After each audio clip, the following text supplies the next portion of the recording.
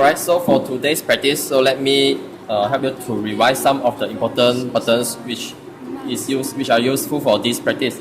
So firstly, the white buttons are called the enabling switches. So this allows the robot to jog. If the white buttons are enabled, the robot is enabled, and then when the start button is pressed, so the robot will move around according to the coding line by line. For today's practice, we are focusing on two axes. So the first one will be the axis specific motion. For this motion, each robot axis can be moved individually in a positive or negative direction. So the second one will be the world coordinate system. For this system is a fixed rectangular coordinate system whose origin is located at the base of the robot. So basically we are just using these two features. Besides that, let me revise the buttons here. Now the button which is pointed is the T1. So T1 means that the robot moves at ×1 speed. Whereas when this is turned to switch to T2, the speed will be double compared to the T1. And this indicates the automatic condition in order to make the robot to jog around. So initially you have to press this button to turn on the automatic mode. Later, we can press this green button for 2 times for the robot to move around automatically. And this is the stop button. So when it's pressed, the robot will stop immediately. Besides that, this row shows the limit switches which we can manually program the motion of the KUKA robot arm. So let me show you how to make the coding. So firstly, we make the cursor go to the line 3. Before we start, so we turn it back to T1. After turning this to T1, so we have to make sure that this has to make it to limit switches mode. And then we can only make changes to this interface buttons. So later, press the white buttons at the back. So as you can see, these are the coordinate limit switches of each link of the KUKA robot arm. So firstly, let us select the axis specific motion in order to turn the gripper to rotate individually. After pressing the enabling switches, so axis represent the rotation of the gripper. So let us move it to the left.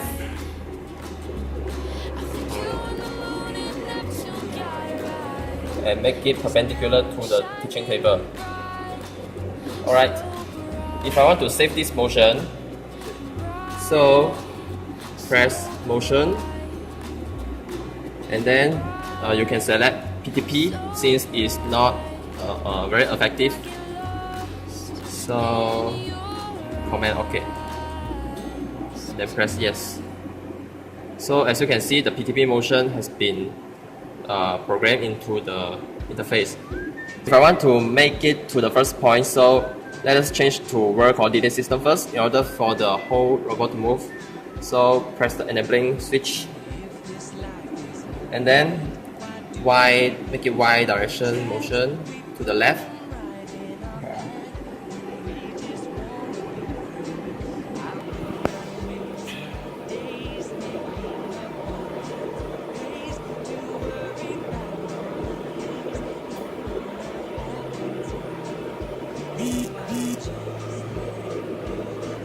And then make sure that the pencil lies above the line.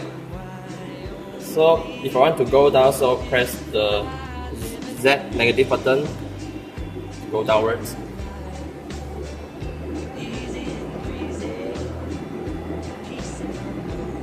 So you can just place it above approximately, and then make sure it is above the line.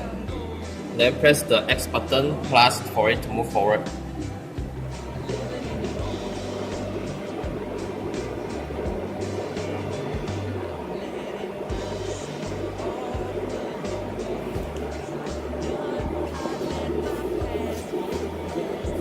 Alright, so let me save this motion by pressing the motion button. point to point, command OK. Alright, so let the pencil to move to the right side. So press enabling switch again, and then move to the positive Y direction.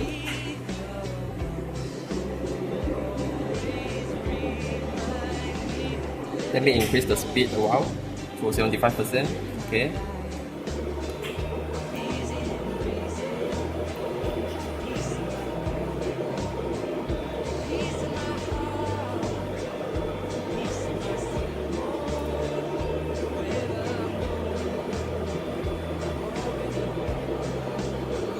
So make it light above the second point.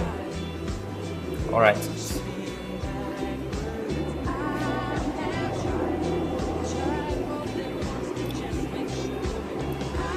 Alright, since we want this motion to be linear, so press motion and then press this button and then goes to linear and then press command OK.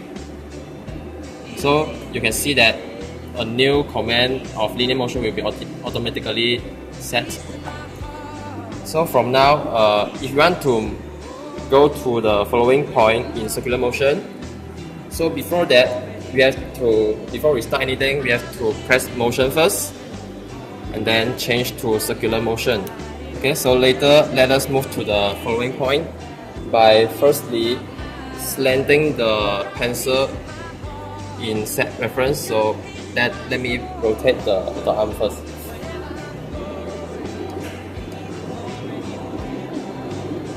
Alright, so it seems okay. Later you have to press the teach auxiliary and press yes. Alright, so later I have to move to the following point, so press the enabling switch again and then rotate.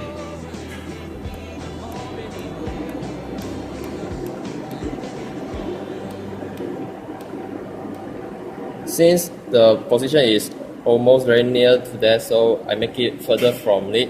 So change to world coordinate system and then move to the top a bit. Alright, after that press the teach end for circular motion. Press yes, command OK. So the programming method repeats by using linear motion and circular motion. So this is the basic code that we use to teach the KUKA robot arm to move about the teaching table. The third line is PTP home velocity 100% default, which means that the KUKA robot arm will move back to the home position by using PTP motion at velocity 100%. After that, point line indicates that PTP P1 velocity equal to 100%, which is the KUKA robot arm will move to the point 1 with PTP motion at velocity equal to 100%. After that, the KUKA robot arm will move from P1 to P2 position with the linear motion with velocity 2 meters per second.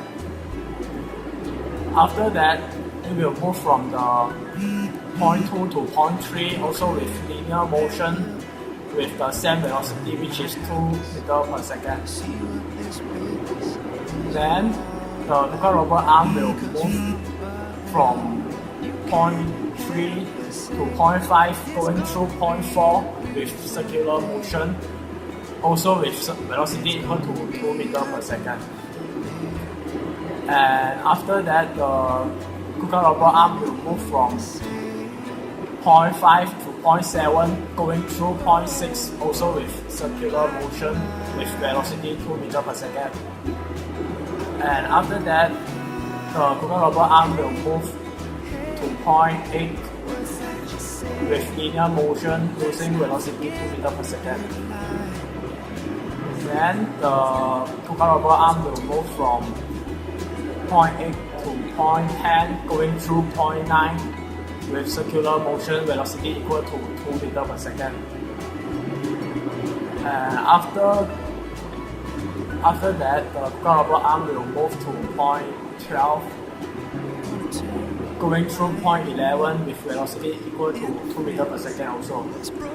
And after that, it will move to point 13 with linear motion using the same velocity, and then move to the point 14 with the same velocity, which is 2 meters per second using linear motion. And after that, the PDB home indicates that the KUKA robot arm will move back to its home position with maximum velocity.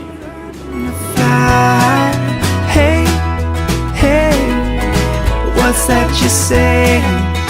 Let's not forget we're alive.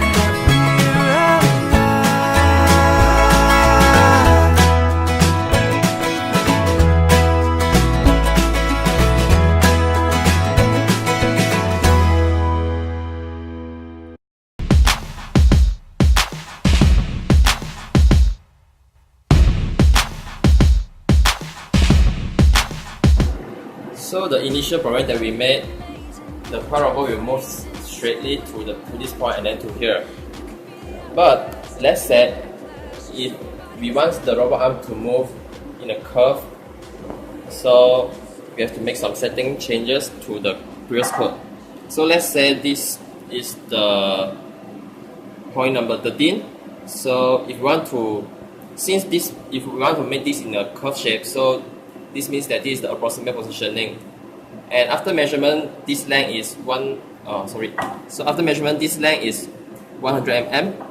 So make sure your cursor goes to the point 13 and then press change.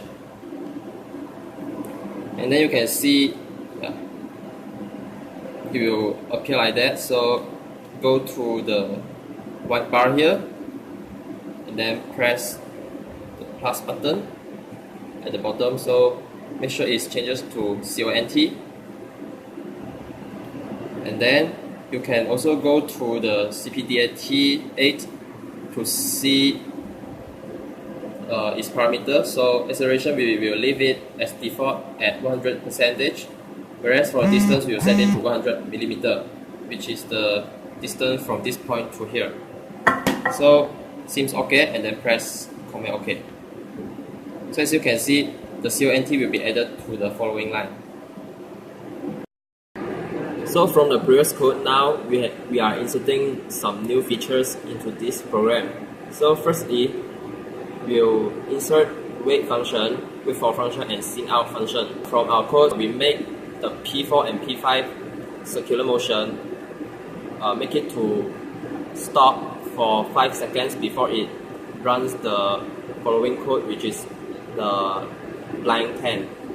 And then for the wait for, this means that the robot arm will only move if the switch number 16 is turned on. So after the switch 16 has been turned on, the robot will move to the following point. For the SYN out, so we pick LED number 13. The delay means that the bulb will be switched on after delaying 10 milliseconds. This line will be carried out at the start of the previous code. For the line 18, SYN out 13 state equal to false and start delay equal to 20 milliseconds. This means that the LED just now will be turned off after waiting for 20 milliseconds.